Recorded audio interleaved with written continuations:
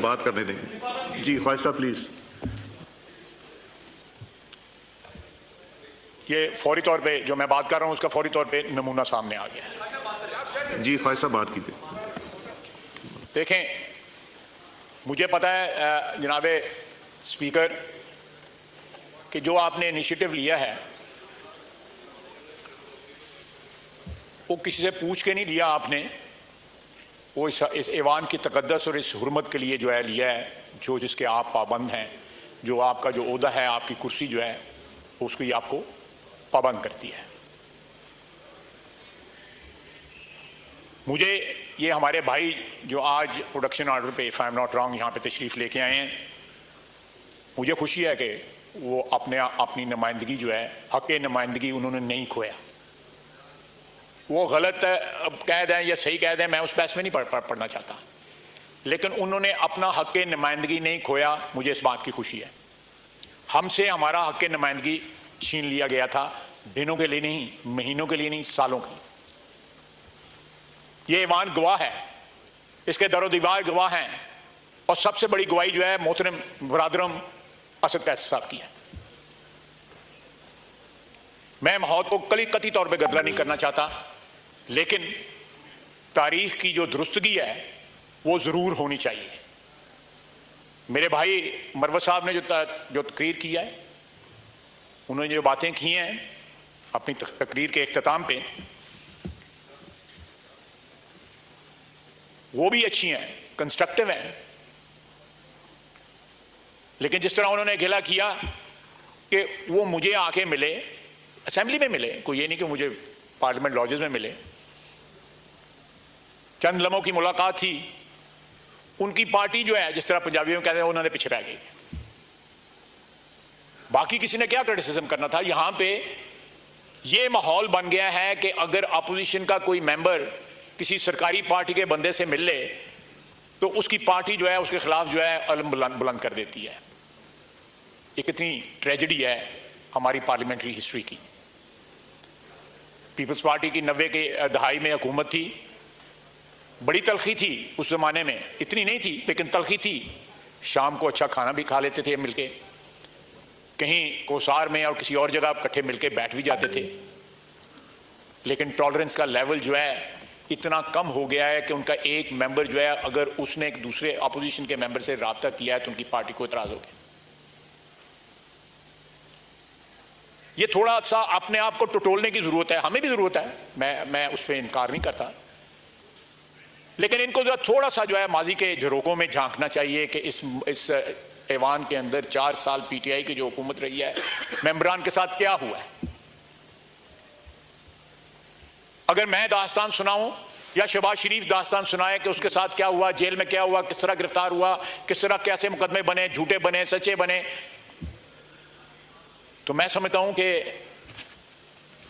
जो सियासी कारकुन होता है वो जब इस किस्म की दास्तानें सुनाता है तो वो मेरे नज़दीक, ये मेरा नज़रिया है, हो सकता है मेरे दोस्त मुझसे इख्तिलाफ करें, उसकी एक अपना एहतराम, एक अपनी इज्जत होती है, एक तकरीम होती है सियासी कारकुन की, जो हमारे मुल्क में जो आहिस्ता आहिस्ता मफकूद होती जा रही है। वो जब इस किस्म की दास्तानें बयान करता है तो वो अपनी इज्जत में, अपनी तकरीम में जो है खुद कमी कर रहा होता है। जुल्म होता है, ज्यादती होती है, तो सर ऊंचा उठा के जो है ना उसको सहना चाहिए, उसको बर्दाश्त करना चाहिए, साथ दुआ करनी चाहिए कि ये सिलसिला बंद हो। ये सिलसिला जो है वो जारी और सारी अगर रहे तो उसमें हमारा नुकसान है, इस मुल्क का नुकसान है, आइन और इस एक मुकद्दस ऐवान जो है उसका नुकसान है।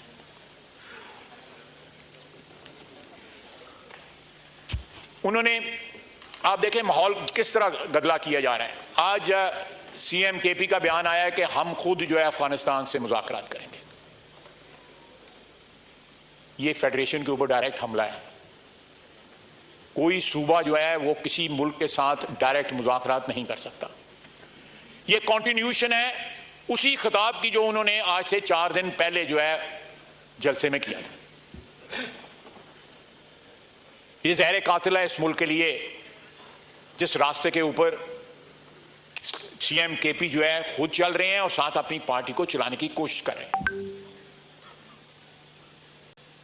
मैं जरा मुताद बात कर रहा हूं क्योंकि मैं नहीं चाहता कि मेरे दोस्त जो हैं वो खफा हों और आपने जो इनिशिएटिव लिया है वो किसी तरह खुदा न खास्ता अंडरमाइन ना हो।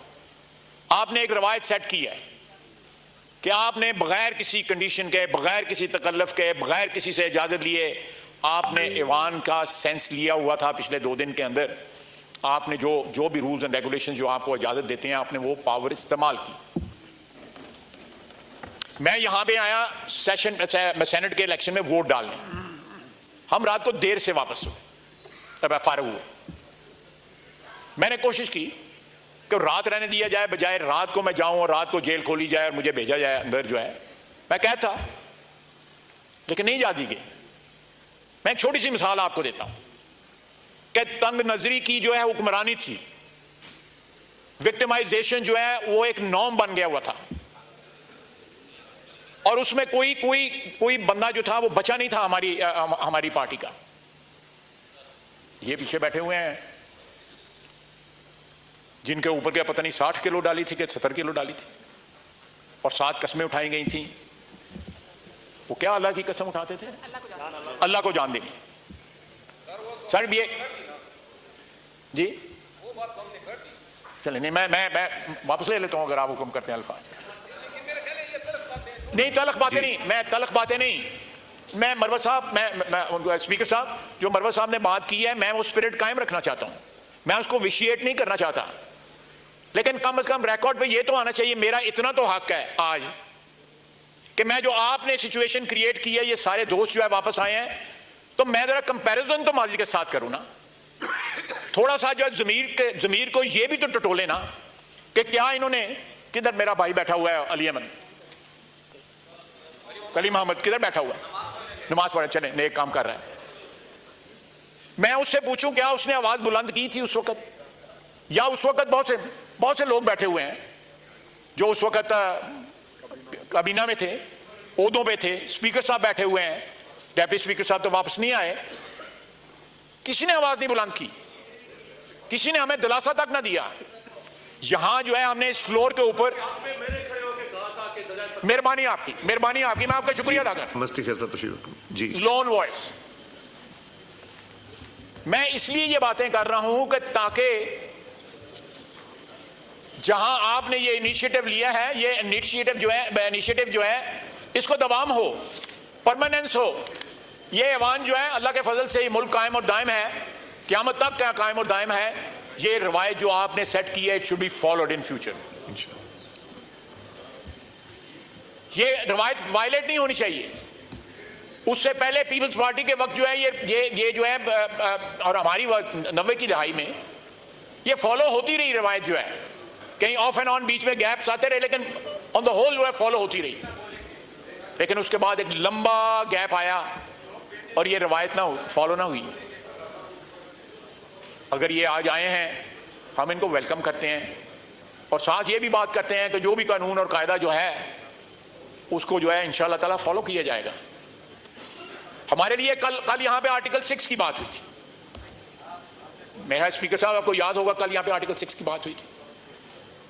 मैं वाहिद मेंबर हूं इस पार्लियामेंट की हिस्ट्री में जिसके ऊपर आर्टिकल 6 लगा था। शफकत महमूद साहब यहां पे एजुकेशन मिनिस्टर होते थे। मेरी उनके साथ जो है 55 साल की दोस्ती थी। उन्होंने मेरे खिलाफ प्रेस कॉन्फ्रेंस की। मैं FIA के दफ्तर एक दफा नहीं को 10 दफा जाके मैंने पेशियां बुक दी और पूरी कबीना जो है उस कबीना के मेंबर यहां पे बैठे हुए हैं जिन्होंने मुझ पर आर्टिकल 6 लगाया। मैं वाहिद मेंबर हूं जिसके ऊपर किसी कबीना ने आर्टिकल 6 लगाया। और किस लिए? कि मेरा बार कारोबार है, वहां से पैसे आते थे जो अल्टीमेटली फिर हाई कोर्ट ने, सुप्रीम कोर्ट ने सब ने इंडोर्स किया। वो सही है, लेजिटिमेट है। मैं टैक्स देता था, टैक्स को रिपोर्ट करता था। तो किस किस एक्सट्रीम तक गए हैं। मैं आपको एक बात जो है अपने एक्सपीरियंस की बताता हूं। मैं बहुत सी यहां पे बातें करता हूं, आप भी करते हैं। बस ये स्पीकर, मेरे दाने बाने लोग बैठे हुए हैं, ये मेरा भाई मिनिस्टर बैठा हुआ है। कितनी दफा हम वजीर आजम से पूछते हैं या अपने पार्टी प्रेसिडेंट से पूछते हैं या उनसे डर के नहीं करते। हम अपना इनिशिएटिव लेते हैं, हमें इतनी स्पेस हमारी लीडरशिप ने दी हुई है। कि हम अपने इनिशिएटिव के ऊपर अगर कोई सियासी मामला है, इस हाउस में कोई मामला है, उसको सेटल कर सकें। आपने जो इनिशिएटिव लिया है, आपने किसी से इजाजत ली है या आपके ज़मीर ने आपको डिक्टेट किया है, आपकी कुर्सी ने आपको डिक्टेट किया है? ये क्यों नहीं कर सके थे? आज जब डेस्क बुझा रहे थे, जब जा रहे थे, मैं वेलकम करता हूं इनको, लेकिन थोड़ा सा जरा माजी को आवाज दें कि इस कुर्सी पे कौन बैठा हुआ था और जो उधर ऑपोजिशन पे जब हम बैठे हुए थे तो हमारे साथ क्या हो रहा था। राना सनाउल्लाह के साथ क्या हो रहा था, शहबाज शरीफ के साथ क्या हो रहा था, मरियम नवाज, मियां नवाज शरीफ के साथ क्या हो रहा था। मियां नवाज शरीफ, जी मैं लेता हूं, बिल्कुल नहीं, बिल्कुल मैं मेरी बहन है, मैं लेता हूं, आपको कहने की जरूरत नहीं, मैं लेता हूं सबके बारी आती। रात को 12 बजे इनकी बेगम जरदारी साहब की हमशीरा, उनको उठाया गया, हॉस्पिटल से उठाया गया। फरियाल तालपुर साहब को, हमारी बहन है। और यार मैं प्लीज, मैं जो बोल रहा हूं, आप देखें ये रवायतें, अगर ये रवायतें आप फॉलो करें या हम फॉलो करें, इधर से किसी को गिला नहीं होना चाहिए। गिला किसको होना चाहिए? कानून को गिला होना चाहिए, इस अवाम के तकद्दस को फिर गिला होना चाहिए, आइन को गिला होना चाहिए। इन्होंने अपना वो राइट जो है फोरफीट कर दिया था उस दिन जब इन्होंने प्रोडक्शन ऑर्डर किसी के भी नहीं इशू किए, आइन और कानून की जो है उसकी ताजीम नहीं की, उसको मोहतरम ना जाना। मैं ये बातें जो है तलखी के लिए नहीं कर रहा, लेकिन याद दहानी के लिए कर रहा हूं। हम लोगों की, सियासतदानों की मेमोरी जो है बड़ी शॉर्ट होती है। जनाब स्पीकर, अगर ये ऐवान जो है हमने चलाना है जिस तरह ये ऐवान चलना चाहिए, तो जो आपने रवायत सेट की है उसको फॉलो होना चाहिए। जो असद कैसर साहब ने फॉलो किया, सेट की, उसको नहीं फॉलो होना चाहिए। जनाब स्पीकर, हम लेजिस्लेशन के लिए नैब ऑर्डिनेंस के ऊपर लेजिस्लेशन के लिए इनके घर मीटिंग पे गए, आज ये जाएंगे, आपके घर जाएंगे लेजिस्लेशन के लिए, जॉइंट लेजिस्लेशन के लिए। ये और बात है कि जिस कमरे में मीटिंग हो रही थी उसके बाहर जो है 4 आदमी ISI के बैठे हुए थे, इन्हीं के घर में। मैं गलत तो नहीं कर रहा?